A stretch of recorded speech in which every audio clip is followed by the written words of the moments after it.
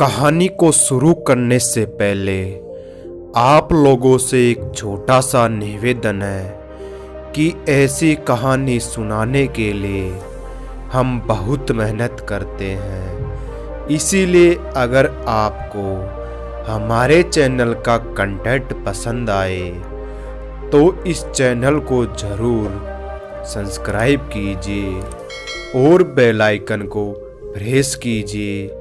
ये आपके लिए तो बिल्कुल फ्री है, लेकिन इससे हमें और अच्छी वीडियो बनाने का हौसला मिलता है।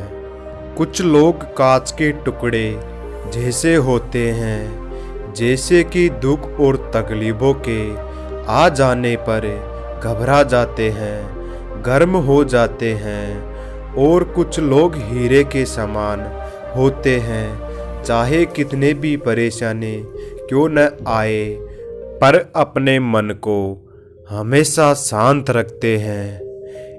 एक समय की बात है, एक राजा का दरबार लगा हुआ था।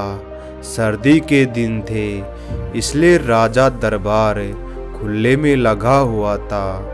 राजा की सारी प्रजा सुबह की धूप में बैठी हुई थी।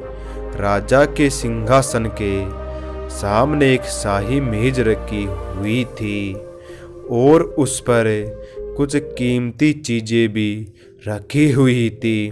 उस समय राजा के दरबार में एक व्यक्ति आया और उसने राजा से कहा कि मेरे पास 2 वस्तु है और मैं हर राज्य के राजा के पास जाता हूँ और अपनी दोनों वस्तुओं को उनके सामने रखता हूँ, पर कोई भी उसे परख नहीं पाता है।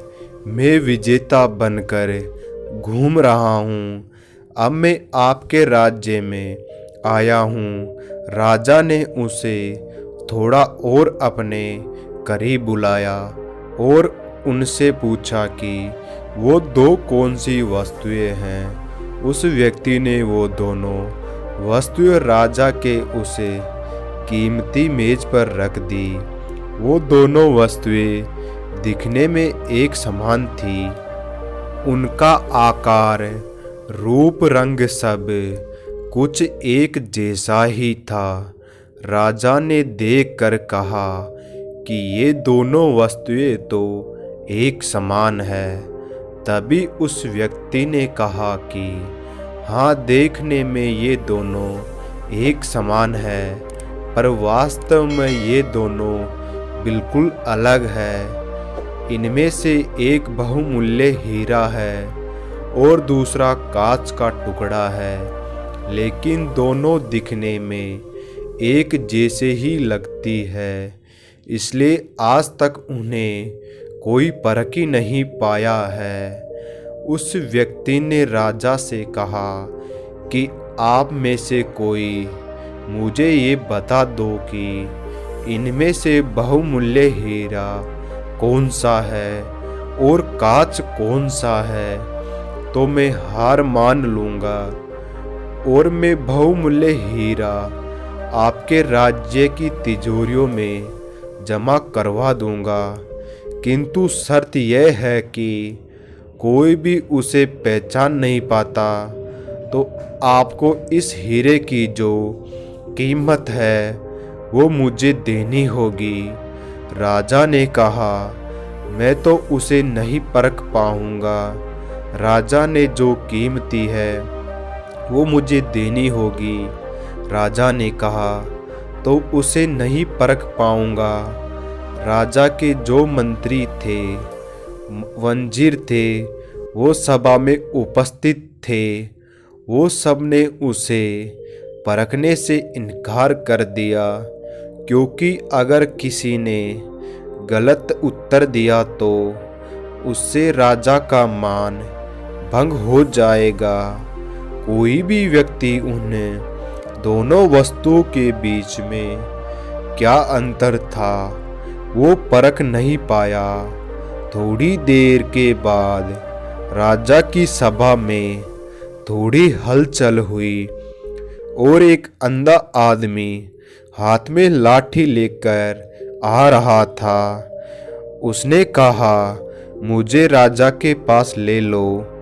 चलो, मैंने सारी बातें सुनी है और यह भी सुना है कि कोई भी उस दो वस्तुओं में से हीरा कौन सा है ये परख नहीं पाया है।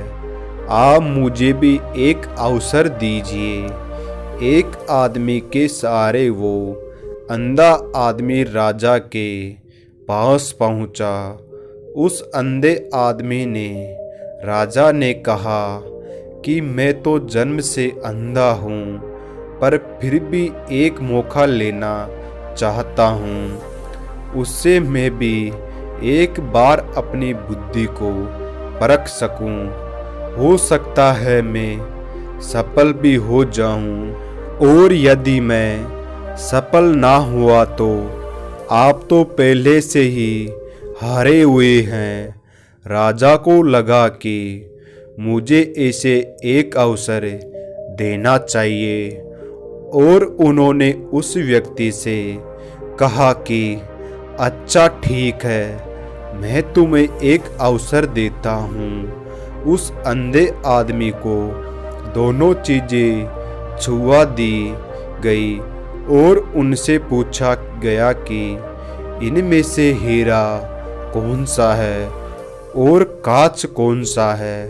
उस अंधे आदमी ने एक क्षण में बता दिया कि ये हीरा है और ये कांच है। जो आदमी इतने सारे राज्य को जीतकर आया था वो नतमस्तक हो गया और बोला कि आपने बिल्कुल सही पहचान की है।